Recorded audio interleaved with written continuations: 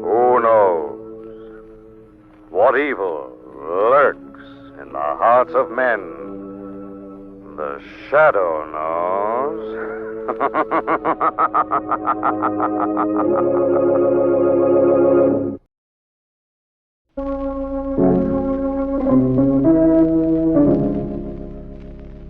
The Shadow, mysterious character who aids the forces of law and order, is in reality Lamont Cranston, wealthy young man about town. As the Shadow, Cranston is gifted with hypnotic power to cloud men's minds so that they cannot see him. Cranston's friend and companion, the lovely Margot Lane, is the only person who knows to whom the voice of the invisible Shadow belongs. Today's story, The Man Who Lived Twice.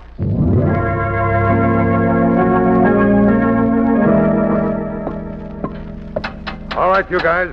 Turn in. Okay. Come on, turn in. Don't let me hear any more noise out here either. Hey, Slasher, get in your bunk, will you? That screw is looking for trouble tonight. Hey, Slasher, what are you doing? Just killing time. Huh? Hey, what's that you're tearing up? The calendar.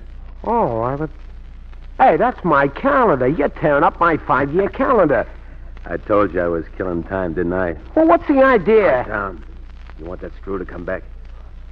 We ain't going to be needing it. Huh? We ain't going to be here that long. What do you mean, Slasher? Mike, we're breaking out of this can tomorrow.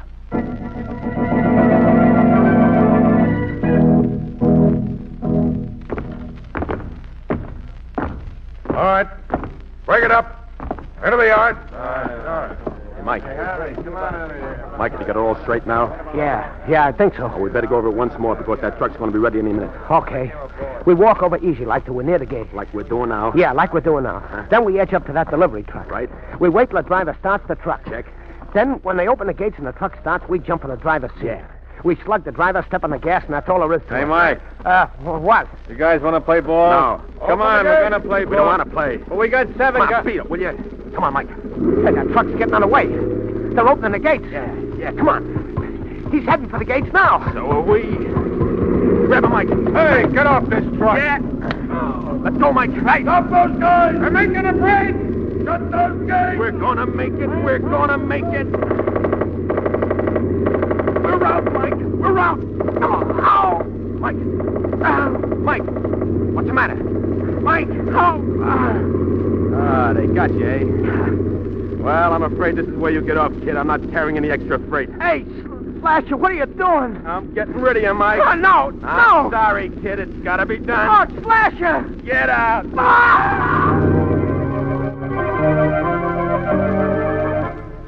Extra, Slasher Evans escapes the state prison.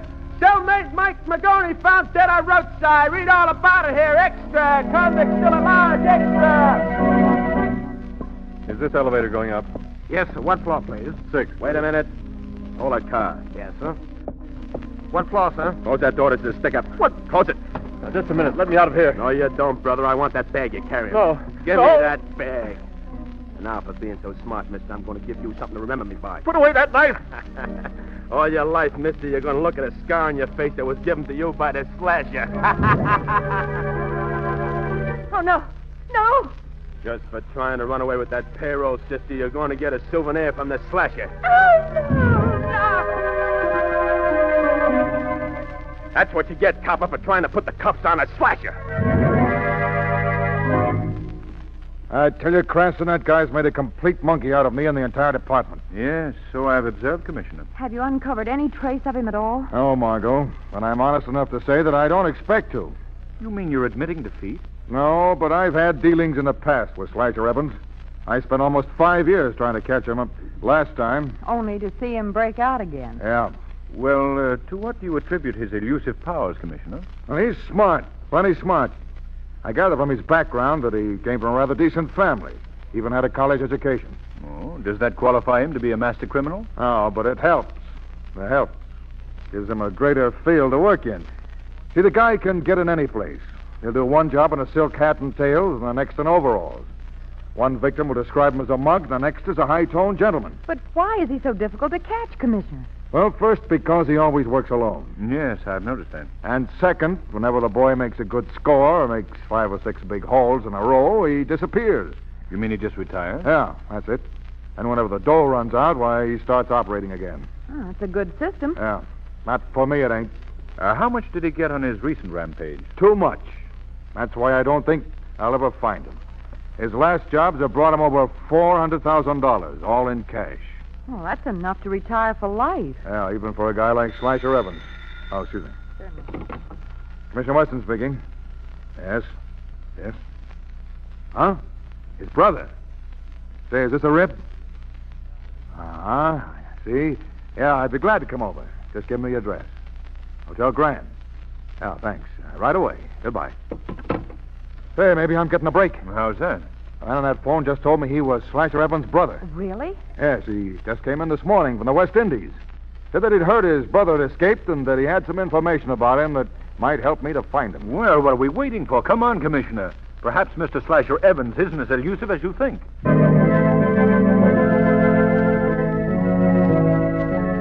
Perhaps you all think it unusual that a man should be willing to give information that might result in the imprisonment of his own brother, but, well, I have very good reason to do so. Why?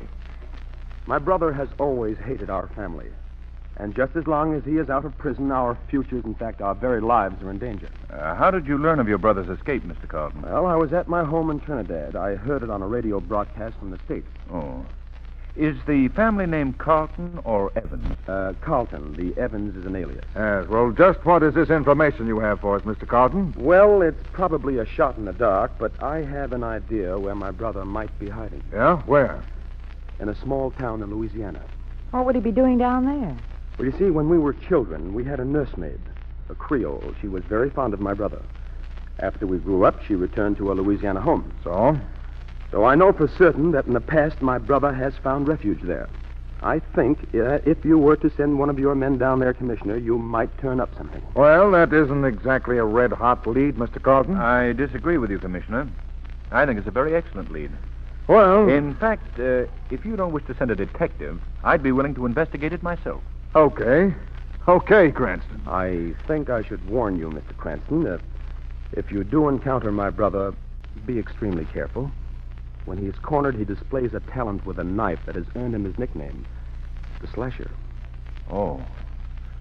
Thanks for the warning. I might also add that none of us in the family would grieve if you brought back word that my brother was dead.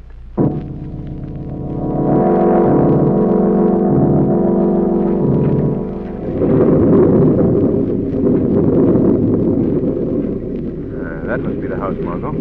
Right ahead. Lamont, do you think anyone lives in that place? How Mrs. Labat, the nursemaid, does, according to the man in the village. Well, shall we walk across the yard or swim? I'm sorry to have brought you out in weather like this, Margot. Oh, stop. Lamont, do you really think we'll find the Slasher here? We might. But don't worry, Margot. I'm prepared for him. Now, we'd better let Mrs. Labat know we're here.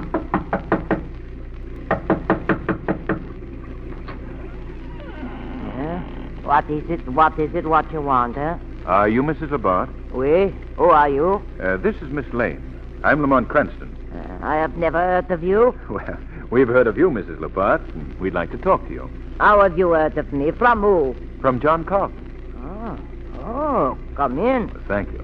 Would you go in, Margot? Thanks. In there. Now you will sit here, please. Thank you. Out of the room, Felice. Go. Oh, what a beautiful cat. Here, puss. You did not come here to admire my cat. Now you please get to the reason for your visit. Well, we were sent here by John Carlton. You have already told me that. Felice, you get away from that woman. You leave her alone. Oh, that's all right. She's just rubbing against me. She seems to like me. She is a deceptive animal, Mademoiselle. First, she give you her affection, then she slash you with the claws. Oh? Perhaps she learned that trait from someone else. Who you mean? The man who calls himself the Slasher. The Slasher. Yes, he's better known to you as John Carlton's brother. I don't know what you talk about. I think you do. Have you come here to question me? Is that it? I am seeking information, Mrs. Labarre. I also get no information here.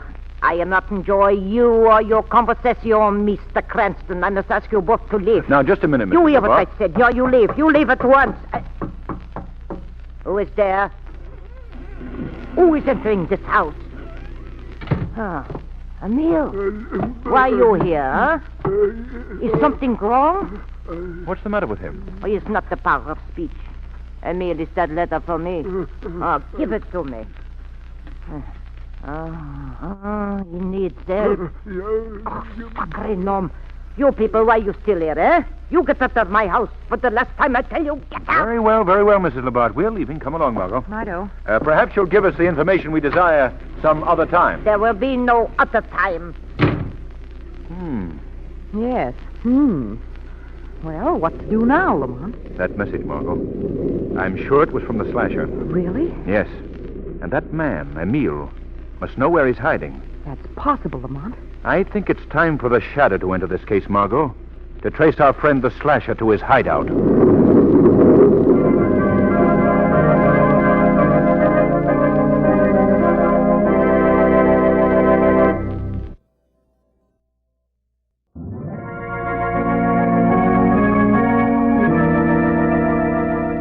You see, sir, we thought the best place to get our information would be from the chief of police. Yes, of course. Now, who is it you're seeking? What's his name? His name is Emil. And his last name? I'm afraid we don't know it. Well, now, we have many Emils in the parish. If you don't know the last name, I don't think that I can... Perhaps a description would help. Well, yes, it would. Well, he's short, heavy-set, and has lost the power of speech. Oh, Emil Blondo. That's who you mean. Emil Blondo, eh? What can you tell us about him? Well, I can tell you plenty. That man has caused us much trouble in his day. Much trouble. How? Until his accident several years ago, he was a member of one of the worst murderous gangs of smugglers and rum runners that I've ever encountered. Oh, I see. What was this accident? He was shot in a gang fight. The bullet penetrated his brain, robbed him of his memory and his power of speech. And since that time? Well, he's been little more than an imbecile. Living in a shack somewhere among the bayous. Well, where is the shack? Well, now, to tell you the truth, I've never bothered to find out. People seldom venture into the bayous, even the police. Oh, then you have no idea where he lives. No, but you might watch for him in the village. I see. Well, thank you very much, sir. Not at all, sir. Sorry I can't be more helpful. Well, that's all right. Come on, Margot. Good day, sir. Goodbye. Good day. Well, that was a dead-end street. Yes. I guess we'll have to find out about Emil from our Mrs. Labarre. And that, Margot, is going to be a job for the Shadow.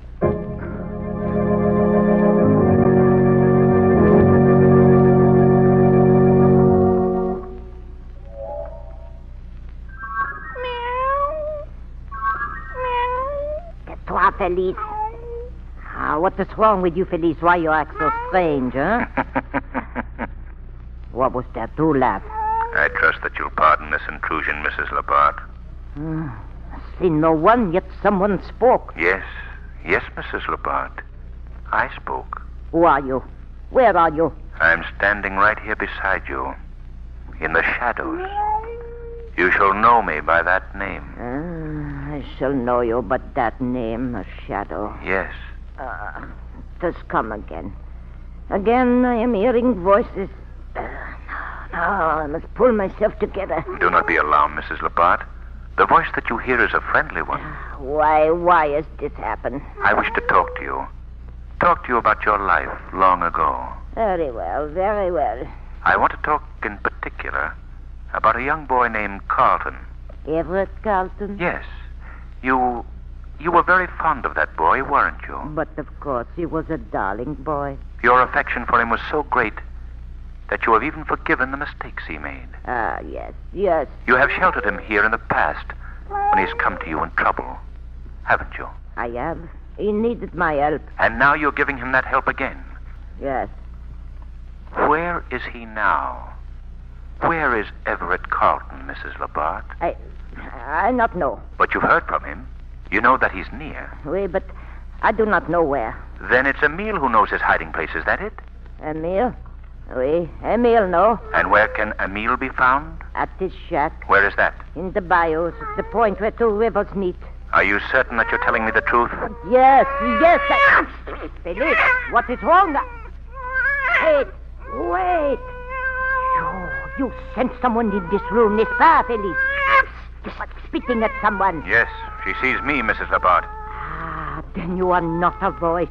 You are human. A flesh and blood being who has tricked me into revealing forbidden secrets. I did not employ any tricks, Mrs. Labarde. If I could see you, I would kill you or slash you to pieces. Just as your Everett Carlton might do, as he has done in the name of Slasher Evans. I not know what you mean. None of what I told you before was true. Do you hear? None of it. There is only one way to prove that, Mrs. Labarde. How? By paying a visit to the shack of Emile Blondeau.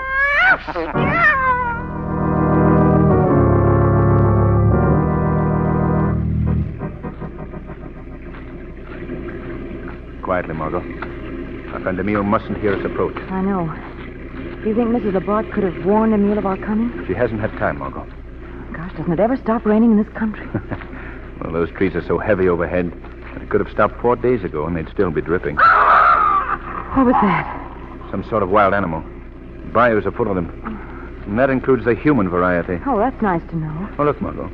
That must be the shack there. That mass of tumble-down boards? Yes. You'd better wait here for me. Why? I don't particularly trust our friend Emile. He was a killer even before that bullet lodged in his brain. Now with his mind warped, there's no telling what he might do. Well, I'd still rather go with you, Lamont, than wait alone here in this desolate place. All right, very well. Come along, then. Our best approach is to enter quickly and surprise him. Yes, all right. Okay. Let's go. Just a moment. Stay where you are. Now, don't be alarmed. We're not going to harm you. We're your friends. Yes, we've come to help you. We were sent here by Mrs. Labarde. You remember us, don't you? We were present last night when you delivered that note to Mrs. Labarde. We are aware of the contents of that note. We've come in answer to it.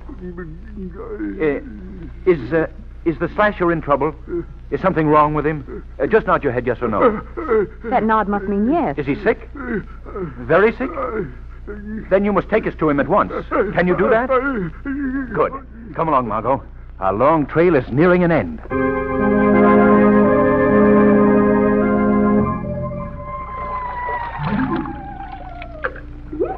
Lamont, have you any idea where this canoe is taking us? No. We'll just have to put our trust in Emile. Do you suppose that he really is leading us to the slasher's hideout? There's no way of telling. We're practically at his mercy at this point, aren't we? Yes. We just have to hope that he believed our story. Lamont, why do you keep looking behind you? To keep an eye on Emile. A bullet in the back could be most uncomfortable. Do you think he might try to kill us? I'm not taking any chances. How can he even see in this choking mist? He knows this country very well. Look, Lamont, how the mist hangs on the trees like a white shroud. Oh. It gives me the creeps. That won't bother you much longer, Margot. Why, do you think we're getting out of it? No, but you won't see it. It'll soon be night. Oh, that's worse. Say, he's stopping the boat. We must be getting... Look, Lamont, right ahead. A tiny shack standing on stilts. Yes. I guess we've reached our destination. Grab hold of that dock, Margot. All right. Oh, look. Emile is motioning for us to get out. Here, give me a hand, Margot. Here you are. There we are. That's it. Now, Emile, will you lead the way? Lamont, I don't like that grin on his face. Look. Do you see? There's someone lying on that cot. Yes. Is he sleeping? I don't know. There's a candle on that table. Would you light it, Margot? I want to keep my eye on our two friends. Yes, all right. Here you are. Thank you. His eyes are closed. His face is chalk white. Well, Lamont, do you suppose we're too late? No, he's still breathing. Look at the face, Margot. He's Carlton, all right. Or I should say Slasher Evans. Same nose, same broad forehead. Except for that long scar on his face and the red beard, this man could almost be John Carlton himself. Look, he's stirring. His eyes are open. Say. Hey, what is this? Stay where you are, Slasher. Who are you? How'd you get here? Oh, so this is your work, Emil. You brought him here. You're giving him away my name, my hiding place. Well, nobody's going to get me. Look out, Lamont! Oh, he shot Emil. Give me that gun. And I've been free in life, and I'm going to be free in death. Oh, the candle, he's knocked it over. Slasher, you'll never get me, never. Look, he's running out the door. Come back here, Evans. Try and get me. Come on, Margot. He's not getting away. There he is, running along the bank of the river. Yes. You might as well give up, Slasher. You're not going to lose us. Look out, Lamont, he's going to shoot. Margot, down quickly. You can play your game, Slasher. Yeah, well, no bullet of yours will ever get me. Lamont, he's putting the gun to his head. He's going to shoot himself. Slasher! Slasher! Oh. It was his only way out, Margot. His body's fallen into the river. So I guess our job is done. That's the end of Slasher Evans.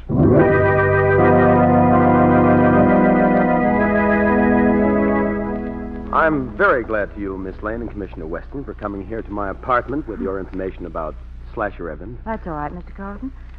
Incidentally, Lamont will be here in a few minutes. Oh, so the old boy's late again, huh? I hope he's not too tardy, Commissioner. I'm very anxious to hear more about his encounter with my brother. Well, I'll let Lamont tell you that when he arrives. But you're sure that he's dead? Oh, yes. Well, did you hear that, Commissioner? I guess that's proof enough that you've heard the last of Slasher Evans. Yeah. What was that? Shadow. Yes, the Shadow. Why are you here? I am here, Commissioner, to contradict a statement that was just made by that young woman. What do you mean? I mean that Slasher Evans is not dead. Not dead? He is very much alive. What? Yes, he's in this city. In fact, Commissioner, he's in this very room. Who is speaking? Where is his voice coming from? I am the Shadow, Mr. Carlton. And I'm quite sure that you've heard of me. How? From your fellow criminals. What are you driving at, Shadow? I'm trying to tell you, Commissioner, that this man is Slasher Evans. That's ridiculous. Not at all, Mr. Carlton. Or I should say, Slasher. I've investigated you quite thoroughly, and I learned some very interesting facts. Yes, what were they? I've been in touch with the authorities in Trinidad, Mr. Carlton's residence, and they told me that he had been away for 5 years, had just returned recently. That was the length of your stay in prison, wasn't it, Slasher? Don't be fooled by this voice, Commissioner. Quiet, Carlton. Go on, Shadow. I've also inquired into your financial background, and I found that although you have no means of support, no income, you still have lived lavishly. But why, if he's the Slasher, did he send us on his own trail? Because he wanted it that way. He left an easy trail leading to the Slasher's hideout so that someone could bring back definite proof that he was dead. Yes. Yes, that could have been his plan. You see, with the Slasher legally dead, John Carlton can live respectably for the rest of his life. Or at least until the money that he gained by his criminal activities is gone. But how could he be here and in Louisiana at the same time? It takes very little time for a plane to reach Louisiana, Commissioner. And it took very little theatrical makeup to change his face and fool this young woman and her companion. You're pretty smart, aren't you, Mr. Shadow? But not quite smart enough. Look out, Margot. Let go of me! Take your hands off that girl, Slasher. This dame is going to be my ace in the hole, see? She's going to be my shield till I get out of here. Oh, no, I'm not. I'll get away. This ought to persuade you not to, sister. Put away that knife. Yeah, I think you know what that means, Commissioner. I warned you a long time ago that the Slasher always uses this blade when he's cornered. Well, you're not using it on me. Listen, sister, I usually just slash my victim's face. But if you don't do as I say, I'm going to change my technique for you and bury this blade in your heart. No. What happened to the Shadow? Where's all his talk now? I thought he was yellow. The minute I flashed his knife, he stepped out of the picture, didn't you, Shadow? He ain't even here. Now listen to me, Slasher. Nah, you listen to me. I'm getting out of here, see? And if you make one move in my direction, I'll slash this dame to bits. You wouldn't dare. You think I'm kidding, eh? Well, suppose I do a little slicing just to prove No. that I ain't. No. Here goes. No, you don't. Hey, let go of my hand. Let go. Drop that knife, Slasher. Drop it. There. Stand where you are, Slasher. Stand where I am, eh? He's running out of the terrace, stopping Weston. Those were just a warning, Carlton. Now come back or I'll show you a little better marksmanship. He's climbing up in the parapet. He's going to jump. Stop, man. You're 30 stories up. We've got to stop him, Commissioner. Try to stop me.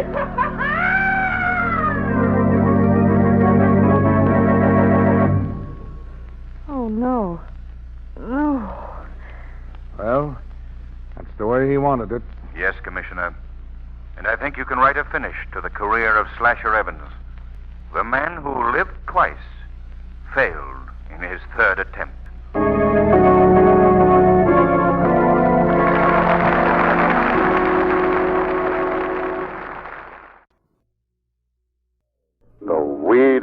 crime bears bitter fruit. Crime does not pay. The shadow